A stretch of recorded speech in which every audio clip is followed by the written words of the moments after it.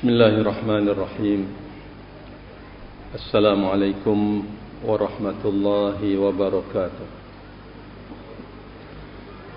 Alhamdulillahilladzi arsala rasulahu bil huda wa dinil haq liyudhhirahu 'ala ad-dini kullihi wa kafa billahi shahida.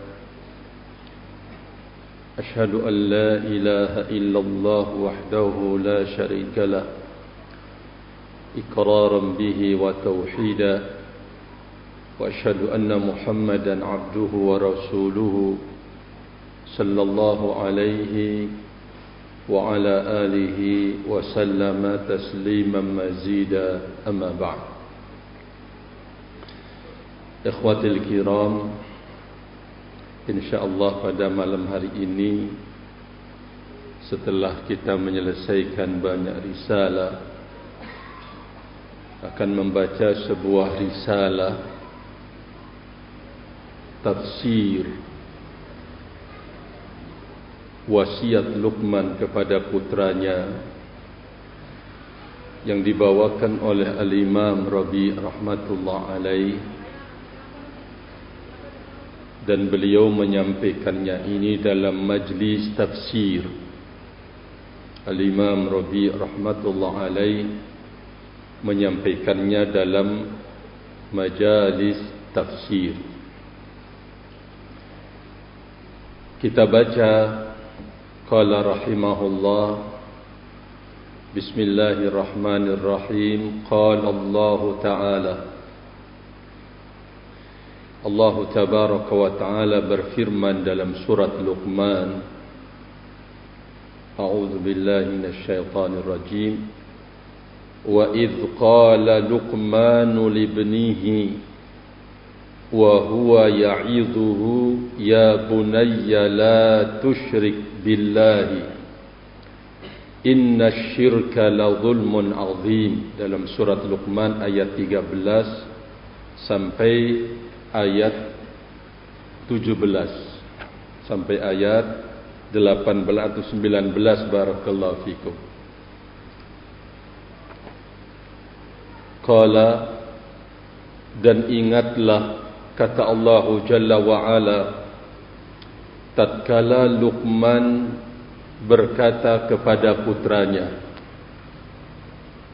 Luqman berkata atau berucap kepada putranya, huwa ya'idhuhu, beliau dalam rangka menasihati, berpesan, memberikan wejangan kepada putra beliau rahimahullahu ta'ala. Apa kata Allah Jalla wa'ala menukilkan wejangan Luqman kepada putranya? Ya bunayya la tusyrik billahi, wahai anakku, anda jangan menyekutukan Allah. Maknanya, wahai anakku, hiduplah anda dengan bertauhid, berakidah yang benar. Wahai anakku, anda tidak boleh menyekutukan Allah subhanahu wa ta'ala. Kemudian beliau menyebutkan akan bahaya perbuatan menyekutukan Allah, sekaligus menunjukkan bahaya hidup bersama kesyirikan. Kata Luqmanul Hakim, inna syirka la zulmun azim. Sesungguhnya kesyirikan itu adalah kezaliman yang besar. Kalau sampean hidup dengan kesyirikan, maka anda telah melakukan kezaliman yang besar dalam hidup. Maka pesan beliau kepada putranya, wahai anakku, hiduplah anda dengan tauhidullah. Anda berakidah, anda bertauhid kepada Allah tabaraka wa ta'ala. Kemudian Allah bercerita, wa wassayna al-insana biwalidayhi dan kami telah mewasiatkan, memerintahkan kepada setiap manusia, biwalidayhi, perintahkan kepada kedua orang tuanya, maknanya berbuat baik kepada keduanya. Maksudnya apa? Jangan durhaka. Pelanggaran ayat ini adalah tatkala seseorang durhaka kepada kedua orang tua. Akibatnya jelas. Melanggar wasiat Allah Jalla wa'ala, persoalannya besar. Dan persoalannya adalah sangat berbahaya dalam hidup. Tidak ada namanya seorang anak, barakallahu fikum, yang berbahagia, lurus jalannya, tenteram hidupnya, bahagia, gampang dengan durhaka kepada kedua orang tua. Tidak akan. Sebaliknya, tatkala Anda melihat orang gampangan hidup, maju hidupnya, dibukakan banyak hal keberkahan oleh Allah Jalla wa'ala, kaitannya dengan baktinya kepada kedua orang tuanya. Rahimani wa rahimakumullah. Perintah berbakti kepada kedua orang tua, Allah Jalla wa'ala mengangkat jasanya. Jasa yang diangkat adalah al-um, jasa seorang ibu dalam hidupmu wahai seorang anak. Dan tentu terlibat al-ab di dalamnya, barakallahu fikum. Apa jasa seorang ibu yang diangkat oleh Allah Jalla fi'ula? Hamalathu ummuhu wahnan ala wahnin. Ibunya mengandungnya dalam kondisi wahnan ala wahnin. Allah yang menceritakan, Allah yang menjelaskan kalau kondisi ibu hamil itu seperti ini. Wahnan ala wahnin, kelelahan, kelemahan di atas kelemahan, dha'af, kelemahan, barakallahu fikum. Al-um, rahimani wa rahimakumullah, dari sisi fisik misalkan, terkadang sakit-sakitan, namun diuji oleh Allah Jalla wa'ala, dia harus mengandung sampean. Bukankah ini adalah sesuatu yang sangat berat dirasakan? Belum lagi kalau misalkan harus muntah, pusing, kemudian barakallahu fikum ngidam kama yuqal, beliau akan sebutkan. Ini hal-hal yang berat yang dirasakan, rahimani wa rahimakumullah jami'an, oleh seorang al-um. Nah, sudah begitu perjalanan hidup yang sangat mendaki, ujung-ujungnya al-um ketika mau mengeluarkan kita dalam sebagai janin adalah barakallahu fikum pilihan antara hidup dengan mati. Pilihan dia hidup anaknya, atau anaknya meninggal dunia, atau dia meninggal dunia. Sesuatu yang sangat mengerikan. Jalan yang terjal diambil oleh seorang al-um, barakallahu fikum. Namun betapa sabarnya mereka, betapa sabarnya al-um, barakallahu fikum, tatkala dia membawa kita di dalam perutnya. Oleh karena itu Allah Jalla wa'ala mengangkat jasa dan jerih para payah beliau, barakallahu fikum. Setelah itu Allah menyebutkan jasanya, wa fisaluhu fi amain. Antara hidup dan mati dipertaruhkan. Tatkala dia mengeluarkan, melahirkan kita, barakallahu fikum. Setelah itu dia harus menyapih kita dalam masa 2 tahun. Al-um terlelap sebentar, bangun. Kenapa sampai nangis? Nangisnya berbagai macam sebab. digigit nyamuk kah, barakallahu fikum, semut kah, atau dalam kondisi pipis dan seterusnya, jaga. Sudah terlelap sebentar, nangis lagi, dia yang bangun. Kenapa Anda haus? Itu dalam satu malam sangat terganggu tidurnya. Kalau kita lelaki diganggu seperti itu, saya yakin tidak akan punya kesabaran. Begitu Pak Wadia, tidak akan sabar. Kalau kita sebagai lelaki diganggu seperti itu, tidak akan memiliki kesabaran. Barakallahu fikum. Tapi demi anaknya rahimani wa rahimakumullah, dia menanggung, dan itu masanya panjang lama. Setiap malam dia harus terganggu tidurnya, nyenyak, tidak pernah nyenyak. Siangnya demikian juga, selalu terganggu. Barakallahu fikum. Betapa besar perjuangan seorang dalam hidup kita.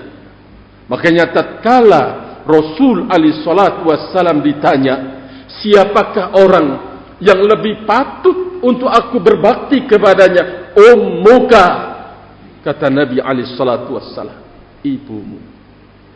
Bertanya lagi, ibumu. Bertanya lagi, ibumu. 3 kali diulang oleh Nabi kita Muhammad sallallahu alaihi wasallam. Karena besar perjuangan, besar pengorbanan, jerih payah beliau barakallahu fikum terhadap diri kita sendiri. Rahimani wa rahimakumullah jami'an. Oleh karena itu, Nabi sallallahu alaihi wa ala alihi wasallam dalam hadis yang disahihkan oleh Imam Al-Albani rahimahullah, bahwa surga itu ada di bawah telapak kaki ada di bawah telapak kaki ummahatukum, ibu-ibu kalian, kata Rasulullah sallallahu alaihi wa ala alihi wasallam. Maka sekali lagi mengangkat jasa mereka melalui ayat ini untuk mengingatkan kepada kita, tidak ada orang yang pertama kali menyentuh hidupmu dengan kasih sayang dari selain keduanya. Terdepan padanya.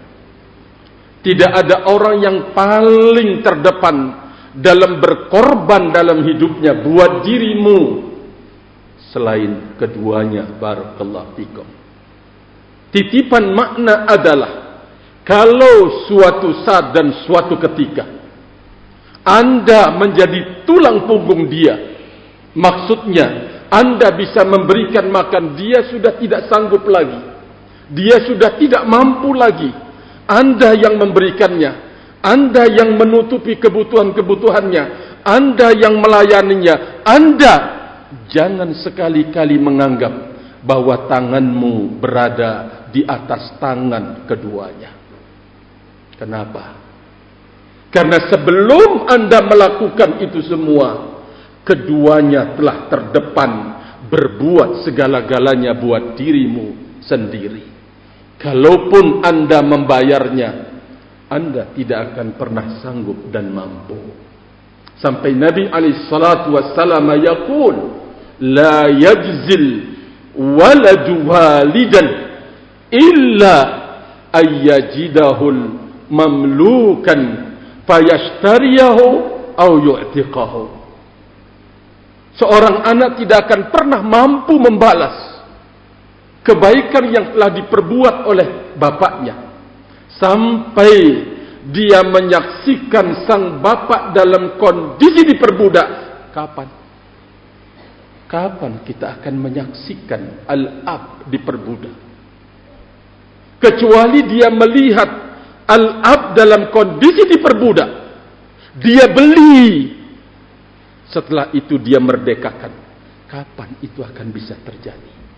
Maknanya gambaran yang sangat rumit, sulit dan berat untuk bisa membayar jasa keduanya. Rahimani wa rahimakumullah.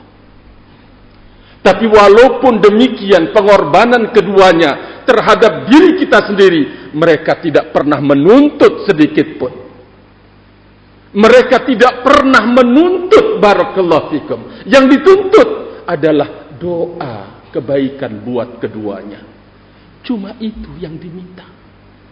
Anda menjadi anak yang soleh, anti menjadi putri yang solehah. Cuma itu yang diharapkan di dalam hidup. Kemana perjuangan yang sangat panjang, besar dan berat itu, mereka tidak ingin dibalas dengan yang setimpal. Mereka tidak pernah mengharapkan itu semua. Yang diharapkan adalah Anda lebih baik dari mereka. Anda bisa mendoakan kelak tatkala dia sudah masuk ke liang lahat. Cuma kesolehan kita yang diharapkan, rahimani wa rahimakumullah. Ahibbati fillah, bagaimana jikalau kedua orang tuamu itu adalah seorang sunni dan sunniyah, seorang salafi dan salafiyah? Tentu ini adalah bagi kita seorang anak sebuah anugerah yang sangat besar dalam hidup, nikmat yang sangat besar, barakallahu fikum. Karena akan disebutkan oleh Allahu Jalla fi'ula, ada orang yang bernasib kedua orang tuanya memaksa dia untuk kufur kepada Allah. Lah sekarang Allahu Jalla wa'ala anugerahkan dalam hidup kita ini seorang ab yang mengerti kitabullah dan sunnah Rasul alaihissalatu wassalam. Seorang al-um yang mengerti kitabullah, mengerti sunnah Rasul alaihissalatu wassalam. Bukankah ini adalah nikmat yang besar dalam hidup kita, barakallahu fikum? Oleh karenanya, menyia-nyiakan keberadaan al-ab yang saleh dan al-um yang salihah adalah, barakallahu fikum, kegagalan pada dirimu. Menyia-nyiakan al-ab yang saleh, al-um yang salihah adalah kegagalan dalam hidupmu, wahai seorang anak. Rahimani wa rahimakumullahu jami'an. Setelah Allah Jalla wa'ala mengungkit akan jasa, Allah mengatakan, anishkurli waliwalidayka ilayyal masir. Tidak ada kewajibanmu, wahai seorang anak, kecuali Anda harus bersyukur kepadaku, karena dialah yang menciptakan kedua orang tua sebagai sebab adanya engkau, wahai anak. Lebih lagi kalau kedua orang tua soleh, dialah Allahu Jalla wa'ala yang telah membantumu, yang telah menolongmu, yang telah memberikan hadiah kepadamu yang terbaik, untuk kemudian bapakmu adalah orang yang soleh, ummimu adalah orang yang solehah. Allahu Jalla wa'ala yang berbuat. Berarti Anda dan kita harus bersyukur kepadanya. Lalu kemudian Allahu Jalla wa'ala mengatakan, dan juga Anda harus berterima kasih kepada kedua orang tuamu. Anda harus berterima kasih kepada kedua orang tuamu, dan kepada akulah Anda akan kembali. Kemudian Allah Jalla wa'ala menyebutkan, kalau sekiranya anak mendapatkan musibah dalam hidup, wa in jahadaka ala an tusyrika bi ma laysa laka bihi ilmun fala tuti'huma. Jika keduanya memaksamu untuk menyekutukanku, kata Allah Jalla wa'ala, keduanya memaksamu untuk kufur, syirik kepada Allah Tabaraka wa Ta'ala, dan Anda tidak punya pengetahuan tentangnya, jangan Anda menaati keduanya. Anda tidak boleh taat, Anda tidak boleh manut, Anda tidak boleh nurut, barakallahu fikum. Namun kendati pun demikian, jelek, jahat, buruknya kedua orang tua sampai kemudian memaksa kita untuk kufur kepada Allah Jalla fi'ula. Apa kata Allah Jalla fi'ula? Wa sahibuhuma fid dunya ma'rufa. Pergaulilah keduanya di kehidupan dunia ini dengan cara yang baik. Orang kafir, Anda tidak boleh berlaku zalim terhadap keduanya. Bagaimana jika keduanya adalah seorang yang belajar ilmu agama? Keduanya adalah orang yang mengamalkan tuntunan agama yang benar. Sekali lagi, selain ini sebagai nikmat besar dalam hidupmu, berarti Anda harus bergaul dengan keduanya dengan cara yang terbaik. Dengan cara yang terbaik dalam hidupnya. Barakallahu fikum. Kemudian Allah Jalla wa Ala mengatakan, wattabi' sabila man anaba ilayya, dan ikutilah jalan orang-orang yang kembali kepadaku. Ikutilah olehmu wahai anak jalan orang-orang yang kembali kepadaku. Ini kan peringatan agar jangan sekali-kali kita dalam hidup ini mengikuti orang yang jelek, mengikuti orang yang buruk, barakallahu fikum, yang tidak membantu kita kepada kebaikan, tidak membantu kita untuk ingat kepada Allah Jalla wa'ala.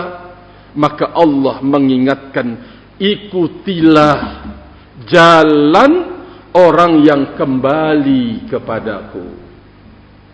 Berarti jangan berteman dengan orang yang jelek, yang melalaikan hidup kita, barakallahu fikum, yang akan menjadikan kita jauh dari Allah tabaraka wa ta'ala, jauh dari kata berbuat baik dan taubat. Jangan. Yang Anda ikuti adalah jalan orang yang kembali kepadaku. Summa ilayya marji'ukum fa'unabbi'ukum bima kuntum ta'malun. Kemudian kepadakulah kalian akan kembali, lalu aku benar-benar akan menginformasikan apa yang kalian telah lakukan. Ya bunayya, wahai anakku, innaha intakum mithqala habbatin min khardalin fatakum fi sakhratin aw fis samawati aw fil ardi ya'ti biha Allah innallaha latifun khabir. Wahai anakku, sesungguhnya setiap perilakumu dalam hidup, innaha, kembali kepada amalan-amalan, intaku mithqala habbatin, kalaupun amalan jelek atau baik yang kau lakukan sebesar biji sawi, fatakun fi sakhratin, amal itu berada dalam batu, yang jelek atau yang buruk kecil, atau berada di langit, atau berada di bumi, Allah pasti ya'ti biha Allah pasti akan membalasnya. Allahu Akbar. Sekecil apapun yang kita lakukan dari kebaikan dan kejelekan, dimanapun tempatnya, dalam batu, di bumi, kemudian di dalam lautan, atau mungkin di langit, Allah pasti akan membalasnya. Innallaha latifun khabir. Sesungguhnya Allah Jalla wa'ala adalah maha lembut dan maha mengetahui. Ya bunayya aqimis salata wa'mur bil ma'rufi wanha 'anil munkar wasbir 'ala ma asabak inna dzalika min azmil umur. Wahai anakku, tegakkanlah salat, perintahlah kepada yang ma'ruf dan cegahlah dari kemungkaran, dan bersabarlah engkau atas apa yang menimpamu. Wahai anakku, bersabarlah anda atas apa yang menimpamu. Inna dzalika min azmil umur. Itulah, demikianlah sebaik-baik akhir dari perkara. Wala tusa'ir khaddaka linnas. Anda jangan, wahai anakku, memalingkan pipimu dari manusia. Tak peduli, mengeremehkan, mengentengkan. Jangan. Dan jangan wala tamshi fil ardi maraha. Dan anda jangan berjalan di muka bumi dengan sombong. Innallaha la yuhibbu kulla mukhtalin fakhur. Sesungguhnya Allah Jalla wa'ala tidak menyukai setiap orang yang angkuh lagi sombong. Waqsid fi mashyika. Berjalanlah anda dengan waqsid, maksudnya sedang, tidak cepat, tidak kemudian lambat, di pertengahan. Waghdud min sautik, rendahkan suaramu. Inna ankarul aswati la sautul hamir. Sejelek-jelek suara adalah suaranya himar. Tiba-tiba teriak, barakallahu fikum, manggil temannya di depan, wah, dengan teriak, sedikit teriak, dan seterusnya. Mari kita baca apa yang beliau tulis. Faqad ahbabtu an nata'ammala fi hadhihi al-ayati al-'azimati allati jama'at bainal aqidati wal ibadati wal akhlaqi wal amri bil ma'ruf wan nahyi 'anil munkar. Aku ingin, kata beliau rahimahullah, untuk kita sama-sama menggali, mengkaji ayat-ayat yang agung ini. Ayat-ayat yang menghimpun persoalan akidah, ayat yang menghimpun persoalan ibadah, akhlak, amar ma'ruf dan nahi munkar. Min a'zamil ayat allati yanbaghi an natadabbaraha wa nastafida minha aqidatan wa ibadatan wa akhlaqan. Dari ayat-ayat yang sangat patut dan mesti kita kaji dan dalami, agar kita bisa mengambil faedah, baik faedahnya kaitannya dengan akidah, ibadah, dan akhlak. Li'annana, kata beliau, nata'allamul ilma lina'malah. Karena kita belajar ilmu untuk mengamalkannya. Walinatakhallaq bima na'rifuhu min kitabillah wa min sunnati Rasulillah wasiratihi sallallahu alaihi wasallam. Agar kita berperilaku, kita berakhlak dengan apa yang kita telah ketahui dari kitabullah, dari sunnah Rasul alaihi salatu wassalam, dan dari perjalanan Nabi kita Muhammad sallallahu alaihi wa ala alihi wasallam. Fallahu tabaraka wa ta'ala yadhkuru ni'matahu ala Luqman al-Hakim. Allah telah menyebut nikmatnya yang telah diberikan kepada Luqman. Luqman yang dimaksud yaitu terkenal Luqmanul Hakim, masyhurun bihadzal wasfi. Beliau masyhur, terkenal dengan sifat ini, Luqman Al-Hakim. Luqman namanya, Al-Hakim adalah sifatnya. Seorang hamba bernama Luqman yang sangat hakim, bijak. La yuzkaru illa wa yuqal Luqmanul Hakim. Tidak disebut nama beliau Luqman kecuali dibarengi dengan kata-kata Al-Hakim. Luqman Al-Hakim. Lianna Allah syahida lahu bi annahu qad atahu al-hikmata. Allah telah bersaksi, mempersaksikan Luqman bahwa dia, Allah telah memberikannya al-hikmah, ay ilmu. Wa haitsu atahu Allahu al-hikmata fa'alaihi ay yashkurallaha tabaraka wa ta'ala. Di mana Allah telah memberikan kepada Luqman al-hikmah, yaitu ilmu, maka wajib atasnya untuk bersyukur kepada Allah. Wa wada'a Allahu qa'idatan faqala subhanah. Allah memberi, berarti Anda harus mensyukurinya. Dan Allah meletakkan sebuah kaidah. Mari kita camkan baik-baik kaidah ini. Apa kaidah yang disebutkan oleh Allah Jalla wa Ala? Faqala subhanah wa man syakara fa innama yashkuru li nafsihi. Ini kaidah. Apa makna kaidah yang disebutkan oleh Allah di dalam Al-Quran? Barang siapa yang bersyukur atas nikmat sekecil apapun.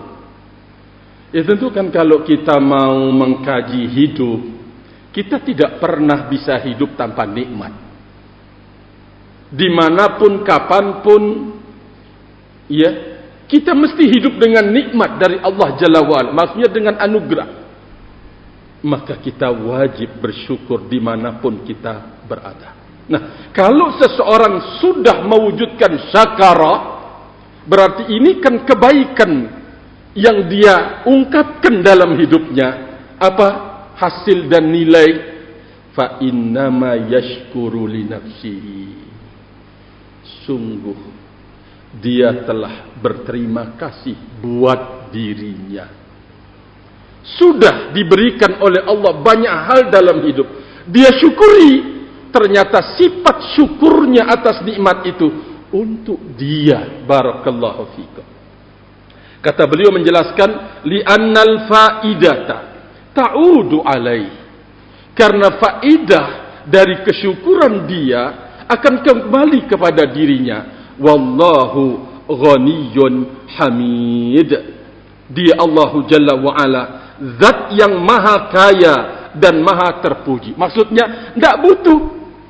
Atas syukur hamba-hambanya Allah tidak membutuhkannya. Berarti nilai kesyukuran dari hamba itu akan kembali kepadanya. Barakallahu fikum. In syakarahun nasu fali anfusihim.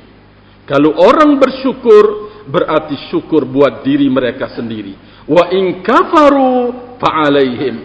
Kalau mereka kufur, atas merekalah kekufuran tersebut. La yufiduhu syukruhum wa la yadurruhu juhuduhum wa kufruhum. Tidak akan memberikan faedah buat Allah kesyukuran mereka, dan juga tidak pula memudaratkan Allah segala sikap penentangan dan kekufuran mereka. Tidak memudaratkan. Dari sini barakallahu fikum, kita dibawa kepada kaidah yang lain yang beliau akan sebutkan juga. Allah di dalam surat Ar-Rahman mengatakan, hal jazaa'ul ihsani, terus illal ihsan. Tidak ada ganjaran kebaikan itu kecuali kebaikan, kata Allah Tabaraka wa Ta'ala. Berarti sekecil apapun yang itu adalah aroma dari kebaikan, maka mesti akan mendatangkan kebaikan pula dalam hidup. Sebaliknya, kalau kita melakukan sesuatu yang jelek, sesuatu yang buruk, apapun bentuk kejelekan itu, yang menuai hasilnya jelek adalah diri kita sendiri. Saudara yang kita cela, saudara yang kita rendahkan, yang kita hina, la yadurruhum, tidak akan memberikan madarat. Kenapa? Karena kejelekan yang pertama kali menikmatinya adalah kita yang berbuat jelek, apapun bentuk kejelekan itu. Oleh karena itu jangan sekali-kali berfikir, berkemauan dan berkeinginan berbuat jelek dimanapun kita berada, bersama siapapun kita hidup. Jangan. Artinya bahwa kita diberitahukan, kalau ada pepatah mengatakan di mana ada gula, di situ ada apa ya Abdurrahman? Hah? Ya. Kalau di sana ada orang yang berbuat baik misalkan, maka akan ada orang yang akan berbuat jelek. Oke, ini ujian. Kita tidak mungkin akan bisa menafikan kejelekan dalam hidup. Mungkin tidak dilakukan oleh kita, bisa dilakukan oleh istri kita, dilakukan oleh anak kita, dilakukan oleh saudara-saudara kita, bisa. Tapi itu merupakan ujian terhadap kita yang melakukan kebaikan. Bersabarkah kita untuk menghadapinya? Bersabarkah kita hidup dengan kekurangan dari saudara kita? Ada yang tidak sengaja mungkin salah, ada orang yang sengaja salah, itu mesti terjadi. Oleh karena itu kan kita harus besarkan jiwa kita ini untuk menerima semuanya itu. Rahimani wa rahimakumullah. Titipan tadi di depan, jangan sekali-kali berpikiran, berkemauan, berkeinginan, apalagi berbuat sesuatu yang jelek dan buruk. Kitalah yang akan pertama kali kena batunya. Sekali lagi, kitalah yang akan pertama kali kena batu tatkala kita melakukan kejelekan. Rahimani wa rahimakumullah. Maka oleh karena itu, ya tentu saya mengingatkan diri saya sendiri. Kita hidup bermasyarakat, barakallahu fikum. Banyak hal yang mungkin terjadi dalam perjalanan hidup ini. Kekurangan, kesalahan, kekeliruan, terkadang melampaui batas, terkadang sifatnya mengganggu, barakallahu fikum. Maka kita harus besarkan hati dan jiwa, rahimani wa rahimakumullah. Untuk kemudian kita tidak boleh berbuat sekecil apapun yang mengganggu orang lain, yang menyakiti orang lain, yang memberatkan hidup saudara kita. Jangan sekali-kali kita lakukan, rahimani wa rahimakumullah. Kenapa? Karena ganjaran itu yang kita takutkan. Ganjaran dari Allah Jalla wa'ala yang kita khawatirkan, barakallahu fikum. Apa kira-kira ganjaran? Kok saya enak sekali? Ya, kerasnya hati, tidak mau ditegur, maunya hidup sendiri padahal dia bermasyarakat. Dia maunya jalan sendiri padahal dia sedang sama-sama memikul amanah dakwatu ilallah jalla fi'ula. Ini kan musibah. Musibah, rahimani wa rahimakumullah. Yang kita tidak merasa, barakallahu fikum, kok kita menjadi orang yang sakit, panas telinganya kalau ditegur, kalau diingatkan, kalau dinasihatkan. Ini musibah yang Anda telah buka dalam hidup. Coba cari sebab-sebabnya. Maka oleh karena itu, sekecil apapun kebaikan dimanapun kita berbuat, hal jazaul ihsan illal ihsan. Begitu juga sebaliknya, kejelekan yang kita lakukan dimanapun dia, apapun bentuknya, maka pasti akan dibalas oleh Allah Jalla fi'ula. Wallahu ta'ala alam bis-shawab. Wallahu ta'ala alam bis-shawab. Wa akhiru da'wana alhamdulillah. Subhanakallahumma wa bihamdika asyhadu an la ilaha illa anta astaghfiruka wa atubu ilaik. Wassalamu alaikum warahmatullahi wabarakatuh.